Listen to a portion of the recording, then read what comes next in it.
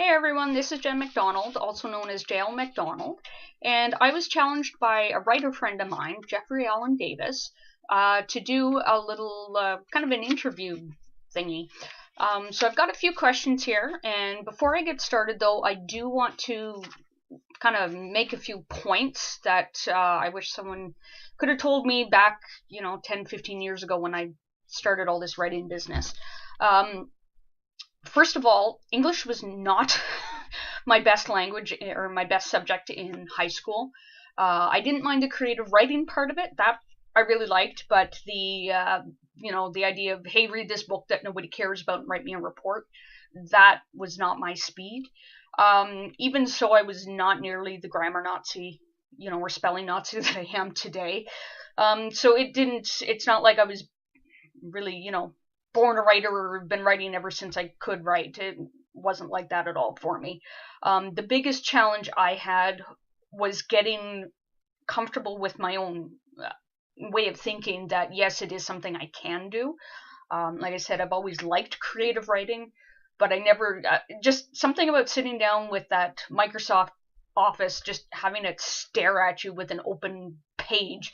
It's very daunting, and there were so many times that I just sat there with an empty page looking at it and then just closed it. And then, I might try a few days later, a week later, a month later before I actually started writing anything down.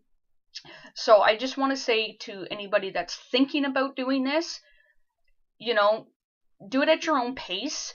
If you are kind of uncomfortable with it, even if you haven't told anybody you're doing it and you're just still kind of trying to wrap your brain around it, take all the time that you need. When you're more comfortable, you're going to be able to write a little bit easier. And even now that I'm comfortable, 10 plus years of doing this, and by no means when I say that, I am not a veteran. I don't consider myself a veteran. I've only got 2 novels out right now, and I have been working on a third and a fourth one for a couple of years now. And I've done a bunch of different short stories, all of them based on my Nightcat character. So writing now is easy in a sense for me, that I don't, I'm comfortable with myself being a writer. And that was kind of the big challenge for me. Plus, you tell anybody, your friends or whatever, hey, I want to be a writer or I want to write. People kind of look at you a little weird, but I've come to really like it. It gives me an excuse to do all kinds of really weird research. I just happen to have lucked in that my job actually requires me to, work with computers, which is my chosen field, but also work with the local police. So they're used to me asking oddball questions. They're used to me writing and, all this kind of weird stuff that comes with it. So if I come up to them and ask them, I don't even know, just some random question, they just kind of look at me and laugh, and they know that I'm doing research for something. So yeah, that's kind of how I started. Back in high school, I absolutely loved superheroes, the idea of superheroes, watching X-Men and Spider-Man and even Gargoyles, Disney's Gargoyles. I know they're not superhero as such, but that type of plot lines and character design, that really influenced the look of how I wanted my characters to look. The big thing for me, I didn't want my characters, I wanted something to have them stand out. I didn't want them just to put on some spandex costume and, that's it. So I always wanted a female character. As sad as it sounds, I don't think there's enough strong female characters out there. It's getting a lot better now than it used to be. And when I say strong, I don't necessarily mean like physically strong, just like a strong character, somebody that can hold their own. So often you see like the female characters kind of playing a supporting role, or they're the ones that are, Spider-Man's always having to save kind of thing, Mary Jane. Anyhow, so I wanted to have a strong female character, very independent, smart. So those were kind of my initial thoughts for my character. and she has gone through a lot of changes. Basically, the idea is the only thing that hasn't changed. Um, Her name wasn't even what it is now. It's Dana Harker now. It used to be something else completely different. And in the beginning, she actually looked a lot like the Huntress. There was nothing special really about her. She was wearing spandex. She had a mask on. Because every superhero except for like Superman wears a mask, so I kind of thought that was going to have to be a requirement for her. Um, but once I changed the design style of her to be more like a humanoid cat, and she's got the fur and the morphine ability to change back into her human form. Yeah, I was going to say kind of like gargoyles, but it's kind of another tangent. They sort of had those mutates where they were mutating into like the cat creatures and whatnot, but they after that was done, they couldn't go back. But I digress. So I wanted Nightcat. I did up her costume, and yes, it is spandex. It is kind of revealing. I actually quite like the look of it because it's not just like a bathing suit or like what Tigra has or like a little bikini or anything like that. I wanted it to be different. So that's why I've got that kind of slit down the front there and the diamond shape by her navel. I think that her costume design is almost like a logo for her. And plus, I mean, I even mention it, or she mentions it in the first book, that it might be skimpy, but it gets the job done. And really, she wouldn't want to be seen with a cape because she'd be tripping over it all the time. And really, it's kind of like The Incredibles, no capes. So yeah, I mean, there's really no purpose for her to have a cape. And when I got to think about it, there's no purpose for her to have a mask either because she's already got a built-in secret identity. So it took me a long time to wrap my brain around even that part. Letting go of her having to have a mask because it really wasn't needed. The other thing too that, and this kind of comes into one of the questions that Brian K. Morris had for me about how much am I like Dana Harker, Nightcat's alter ego. In the beginning, I would say quite a bit. I kind of cheated, I guess, as a new author, I guess. I wanted the characters to have a personality to them. Not just, didn't want them to be two-dimensional. I wanted them to have jobs. I wanted to explore their jobs. I wanted them to have a personality. What would they find humorous? What wouldn't they? Their quirks and all that stuff. So I wanted it to be as real as I could get it in terms of characterization. So in the beginning, a lot of the stuff, her personality is similar to mine. She's a lot less, she doesn't have as much of a sixth sense of humor as I do, which any of my followers on Facebook would know about that. In some respects, she's almost like what I would like to be. She's got the self-confidence, which, I'm not quite there yet, but we're making progress. But just the idea that because she's got all that cat grace and everything else that, she's not going to be clumsy like, I can be sometimes or a lot of times. So yeah, am I like Dana? Yes. Am I Dana? No. It's a fine distinction, really. Like I said, some of her habits and whatnot are based on mine. Like she likes Earl Grey tea. I love Earl Grey tea. That's about all. Although I'm getting more into organic tea, which is kind of cool. And again, I digress. So I wanted her to have specific likes and dislikes. A lot of those are based on mine, but I mean, the Earl Grey tea, yes, I like it, but it's also kind of a nod to Captain Jean-Luc Picard. So, I mean, that's why I started drinking it. So I figured it'd be kind of a nice homage to have that as her favorite tea to drink. I mean, I could have easily made it say green tea, and that's just kind of one example of it. She works in IT, although she's a consultant and she deals more with people and working on like contracts and, kind of in sales a little bit. She does have like a computer background. I work in help desk and I do also some web design, computer programming on the side. One of the things that is quite a bit different than us is I have a bazillion hobbies. Again, anybody on Facebook that follows me on Facebook knows this, that there's pretty much there's so many things, and it's going to sound weird when I say it, but I have so many different hobbies, mostly because I want to try all these new things out. So I mean, I have a guitar. I'm not the best guitar player in the world, but I like playing it for myself. I have a mandolin that I play. Again, not the best, but I get by.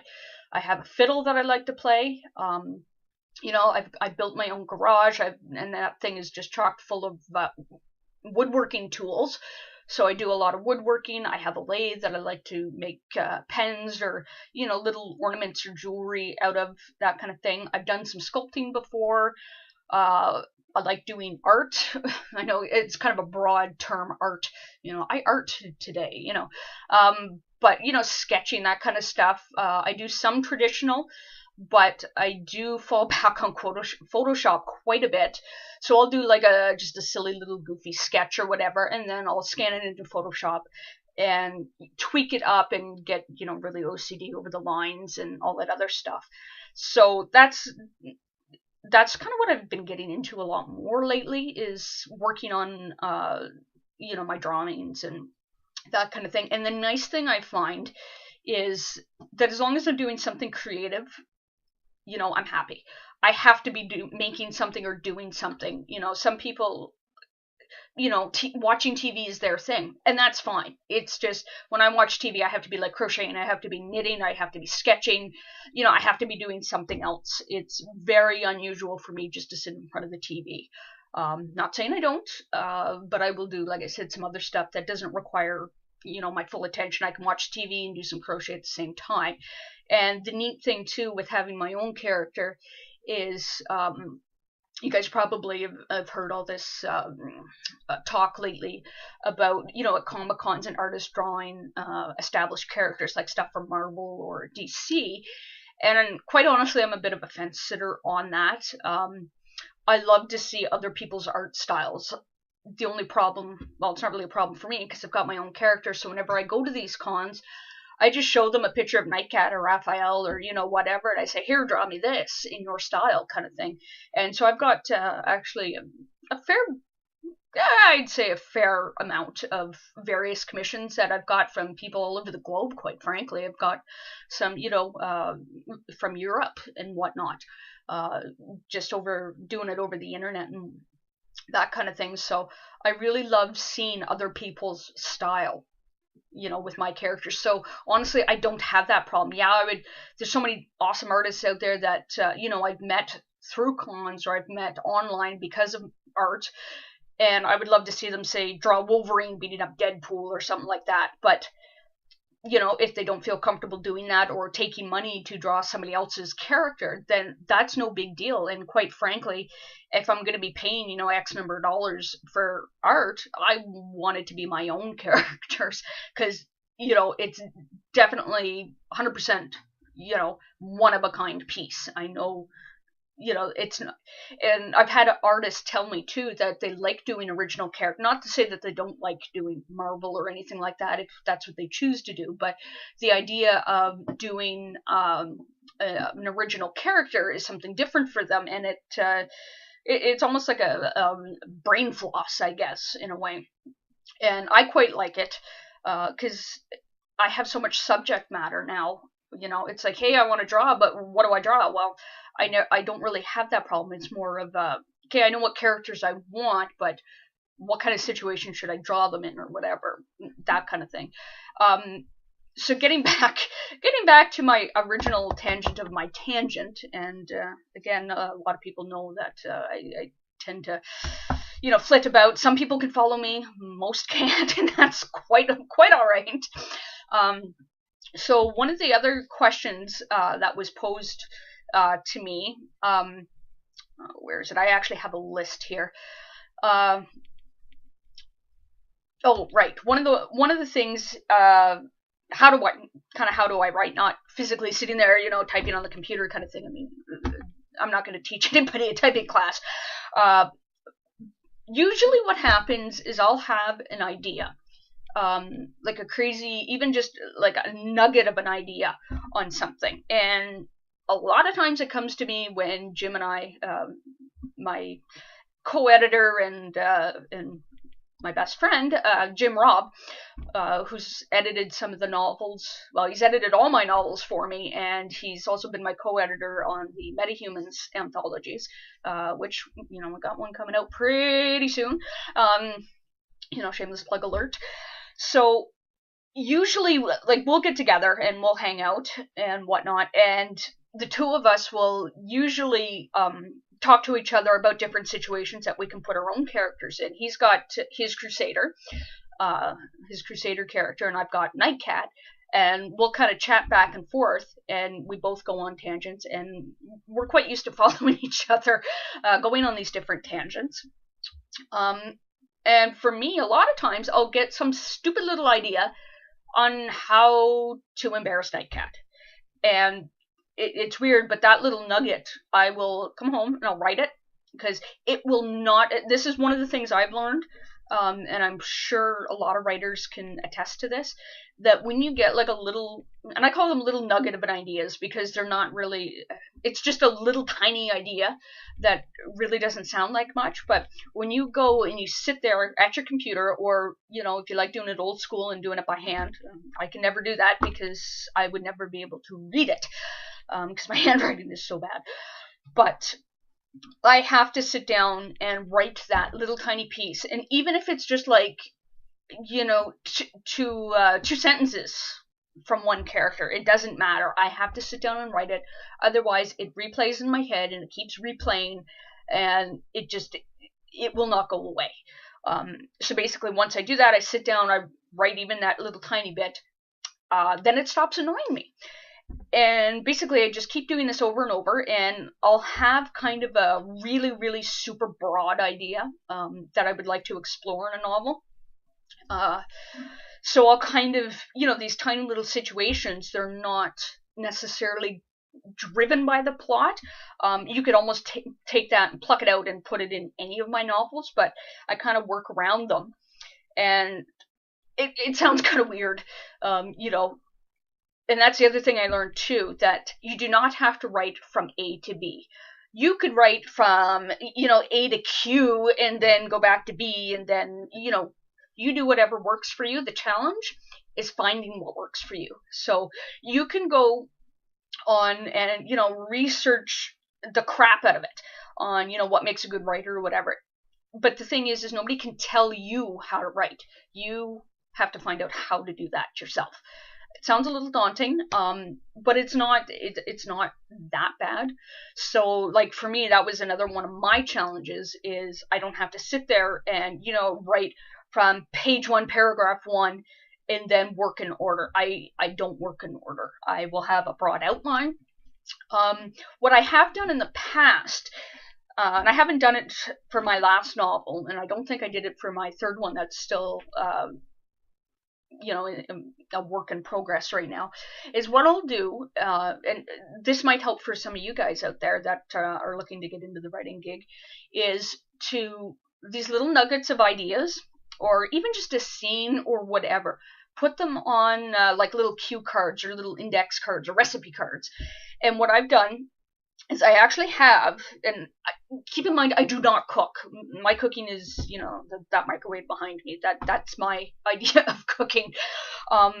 So yeah, I really have no need for recipe cards, but I bought a bunch at Staples. Not that it matters where to get them from.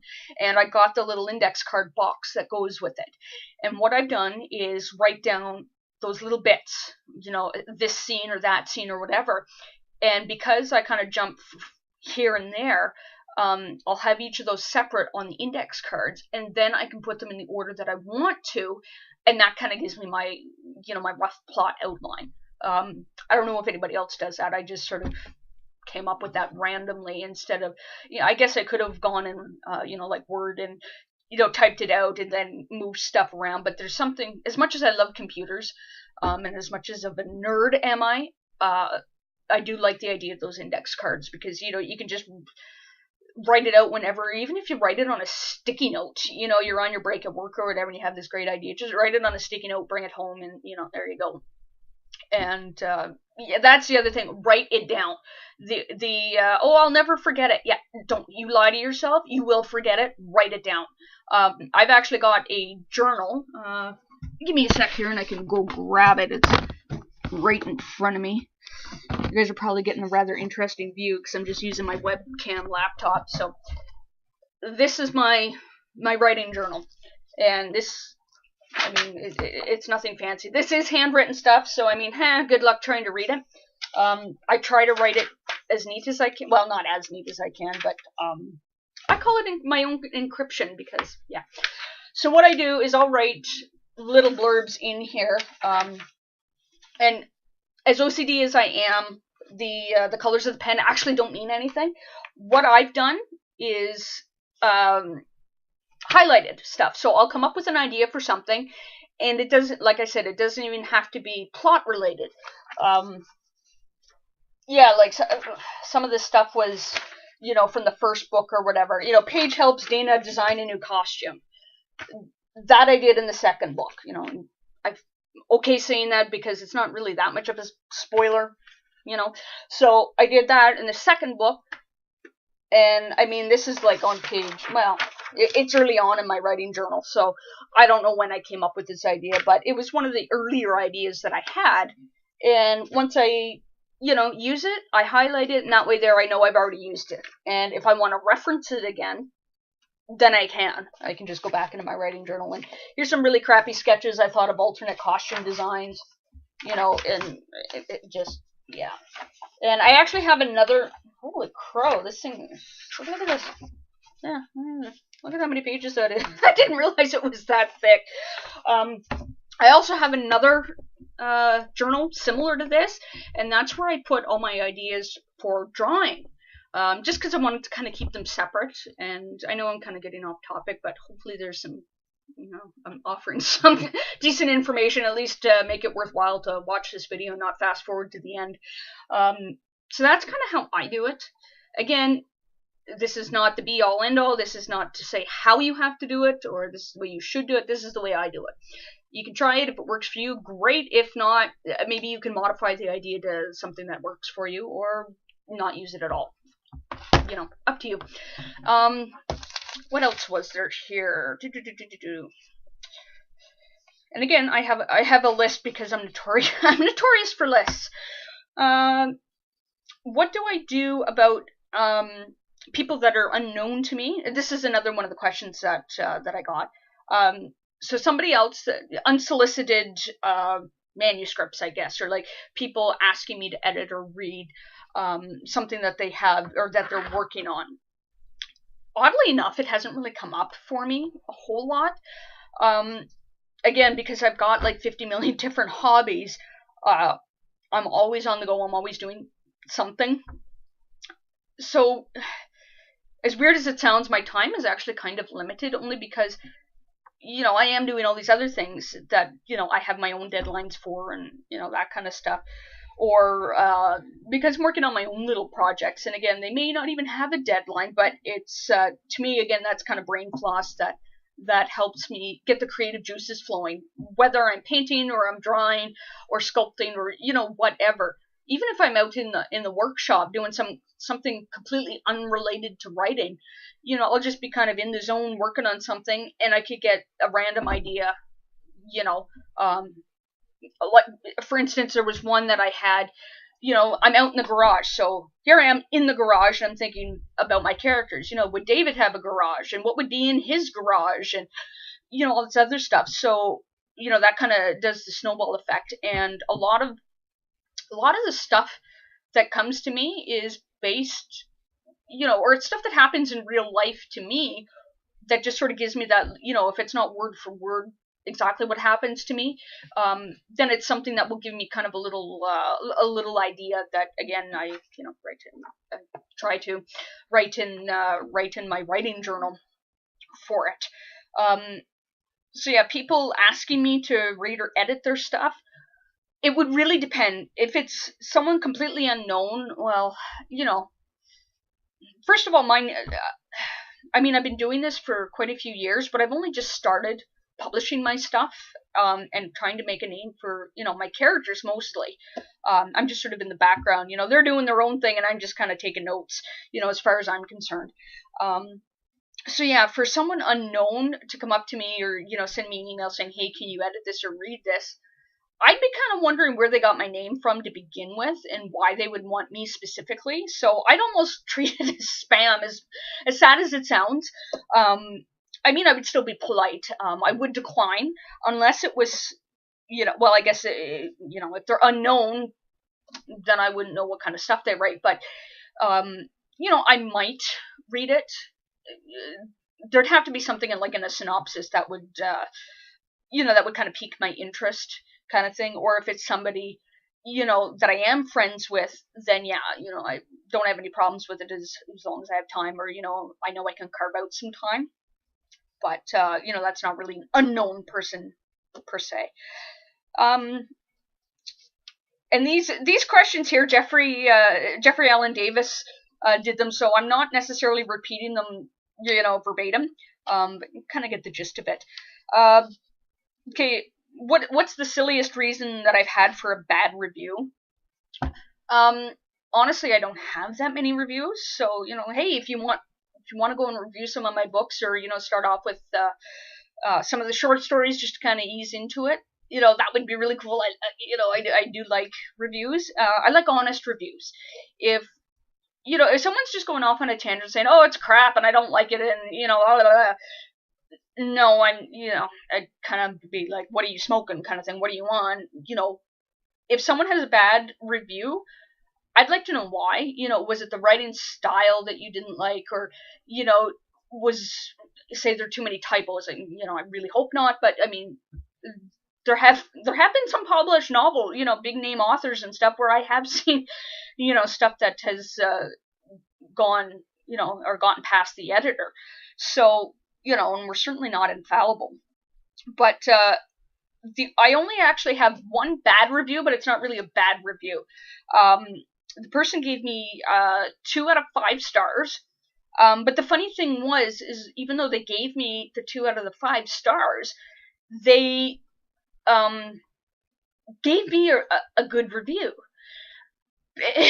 Yeah, I was kind of confused over it. What they were saying is that the pacing of my novels, and I know the pacing of my novels is quite fast. You take some other authors, or books and whatnot, just in general, you start off with chapter 1, they kind of ease you into it, and for some people, Stephen King comes to mind, where you could read like 200 pages before it's got my interest. I'm not saying he's a bad writer by any stretch of the imagination, but I find for me, I like, I have a very short attention span, and again, you probably noticed, so I really like it when someone gets my interest right away, and things aren't necessarily long and drawn out. I want to be interested in the novel from page 1 to whatever page it ends at. That's for me, and that's why my writing style is like that. So this person, that sounds so bad. The person who gave me this bad review basically said that it was fast paced, and it sort of took them off guard. And they kind of, because it was fast paced, more so than what they were used to, or I guess what's the norm, although what's normal nowadays, right? And they do raise a good point, because it is faster paced. I'm not focusing enough on what the characters are feeling, or like if they're going through a life-changing event or whatever, because I've got that happening, and then I've got 5 other things that are going to be happening shortly after that. Yeah, I don't necessarily have time to investigate every single feeling that character is going through.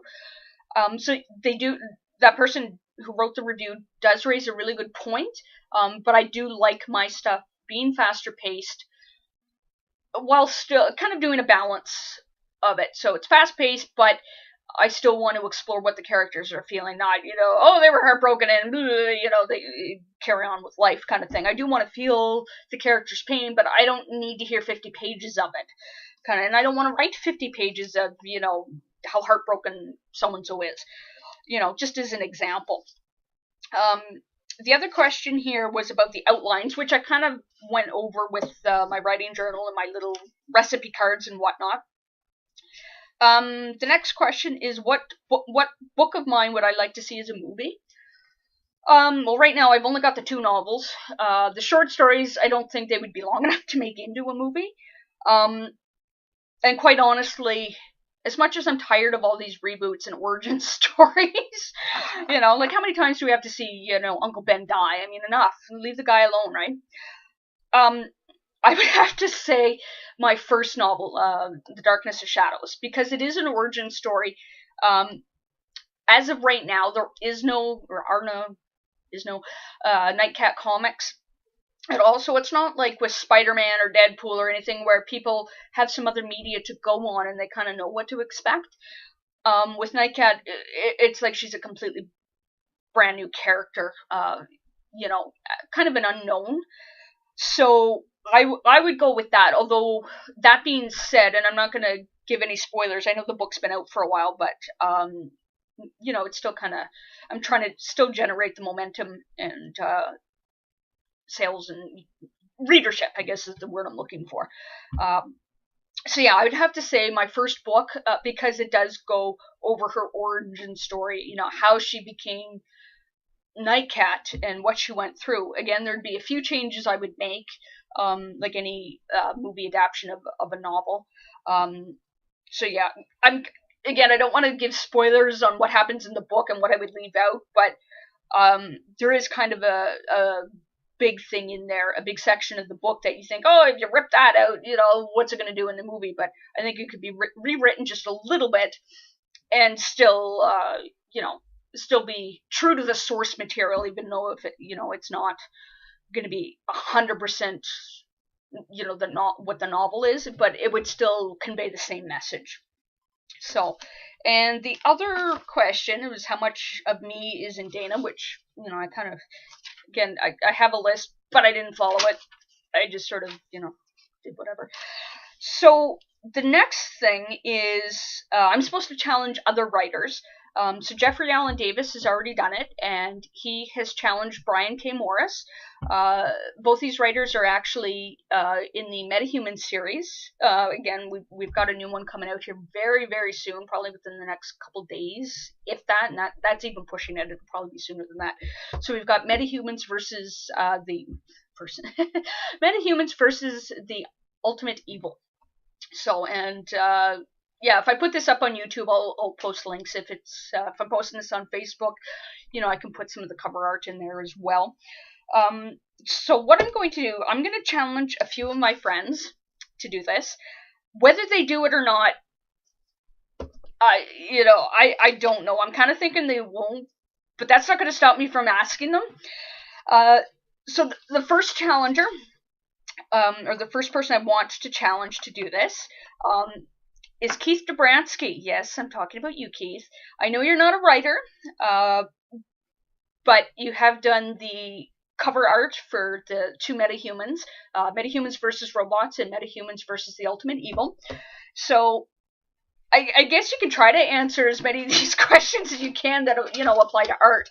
Or, just make up your own, I don't know, whatever. I just want to see you do a video. And kind of go through what I'm going through here. And you can't challenge me back because I'm already doing it. The other person I want to challenge is my best friend, Jim Robb. Again, best friend, co-author, co-editor, whatever. He's, yeah. I was going to say my tangent buddy because we both tend to go off on tangents and we follow each other's tangents rather well. Again, I don't expect he'll do this, but he could prove me wrong, and I hope he does. He is a writer as well as editor, so he can answer these questions as well about his Crusader. So that's about wraps it up. Jeffrey's video is only like 6 minutes, and I'm over the half-hour mark. So how much of this gets edited out, probably not, because I'm lazy and I'll just post it on Facebook. So if you guys want me to do like another one of these, feel free to ask me, send me a message, or whatever. If there's something you want some more clarification on, or just even silly little random questions. I love weird. I mean, anybody who knows me or has met me, and well, I was gonna say in real life, but anybody who's like had any kind of contact with me, like on Facebook or Twitter or whatever, they kind of know I'm a little off the wall. Anyway, so I like weird. Feel free to give me any random questions, and or even if you as silly as it sounds, if you have questions that you want to direct to the characters, ask me, and I'll can't say I'll answer it in character, but I can answer it for them. So yeah, that about wraps it up. We're 35 minutes now, and hopefully I haven't bored you guys to tears. So I was gonna say that's Jim's job because he's an accountant, and accountants are boring. But so are computer programmers, so I'm gonna shut my mouth and not say anything. And I'll catch you guys later. Hope you stayed with me to the end, and hope you found some stuff useful. And I'll catch you guys later. Bye.